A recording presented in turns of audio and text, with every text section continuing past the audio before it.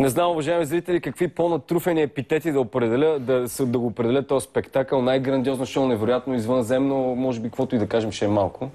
Иван Несторов Амебата и тук не е случайно един от организаторите. Ти мечтал ли си някога, примерно преди колко години, като си хващал за първи път китара, че можеш да видиш Pink Floyd, макар и, нали, под по-различна форма в България? Мечтал съм си, разбира се.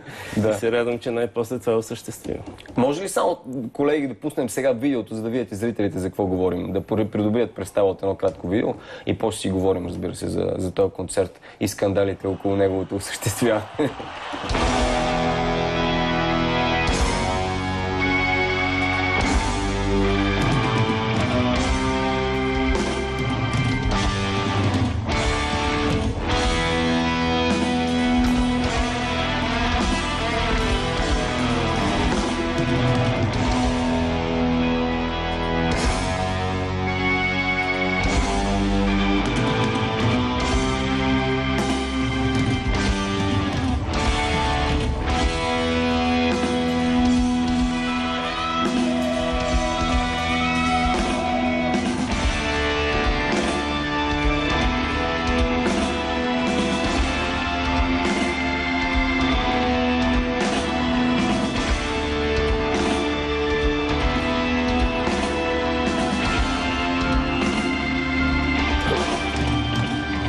Сега най-напред да кажем официално за феновете, след всички тия прехвърляне на топки, скандали покрай стадиона, Лудогорец и всичко друго, ще има ли концерт накрая? Аз съм...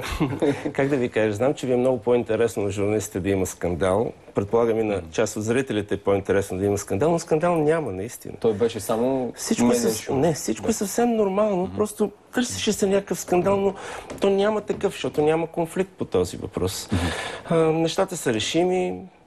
Концертът ще бъде на Васил Левски.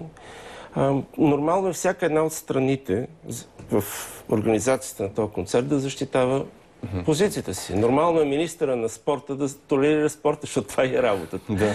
Нормално е Лудогорец, които са най-успелият тим, да искат да играят на националния стадион и да бият пред цяла България. Нормално е ние да искаме да направим концерт на този стадион, тъй като технически е много трудно на друг. Но това са неща, които се случват непрекъснато в нашия бизнес. Просто се сяда на масата и се решават. Конфликт няма. Не може просто в България, според мен, да има един стадион, който е лицензиран за такива мачове. Вижте сега, това е много сложна тема. Дали ще има един... Преди няколко години нямаше зала Арена Армеец. Какво правихме тогава? Да. Беше такава мък. Сега все пак е малко по-да. Нещата върват нагоре. Да си оправим енергетиката, социалното, па ще оправим и стадионите. Сега за Роджер Уотърс шоуто за първи път излиза на стадион. В смисъл, сега е било в зала. С какво е свързано това? Знам, че се изгражда огромна стена, около 150 метрова стена. Да, така е. Наистина, технически е много сложен проект и затова точно Националният стадион е най-подходящ. Около 150 тир техника, около 300 човека от екип от страна на продукцията, около 1000 от наша страна, месеци наред подготовка. Точно една седмица, на 23-ти ще бъде започнат строежа на стената и около 2-ри най-късно стадионът ще бъде освободен. Чувал съм много, че често заради тези грандиозни спектакли самата група не е печелила нищо от самите концерти, заради парите покрай осъществяването, средствата за изходение покрай осъществяването. Да, средствата са много големи. Наистина, дори ние самите не можем да си ги позволим. Благодарение на подкрепата, която имаме от най-големи американски промоутър, това се случва. Иначе е невъзможно. Сега имаме много интересни кадри с децата, които са на сцената заедно с Роджер Уотърс. Това се случи ли в България с български деца? Да. Той ще си избере. Да, така е. Това е, разбира се, култовата песен на стената и всъщност това са учениците, които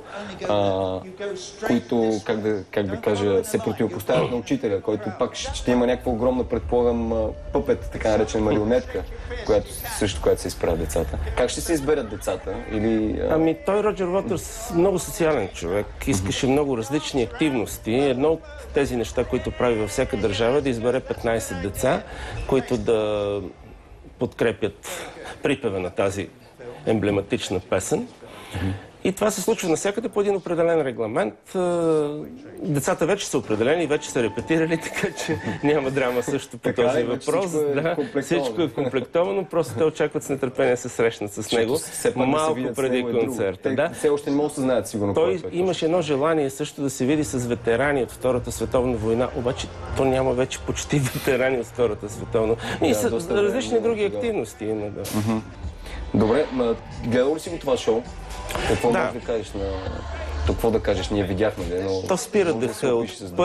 От първата до последната секунда спира дъха. По-скоро наистина хората, които очакват рок-концерт, не е точно така. Това е нещо средно между театрален спектакъл, рок-концерт и наистина шоу. Някаква обща такава масирана атака за всички сетива, според мен. И визуално, и слухово. Да, и това е съвременния бизнес вече. Виждате и концертите на големите звезди. Те са цялостен, завършен спектакъл с режисура, с мултимедия, с всичко.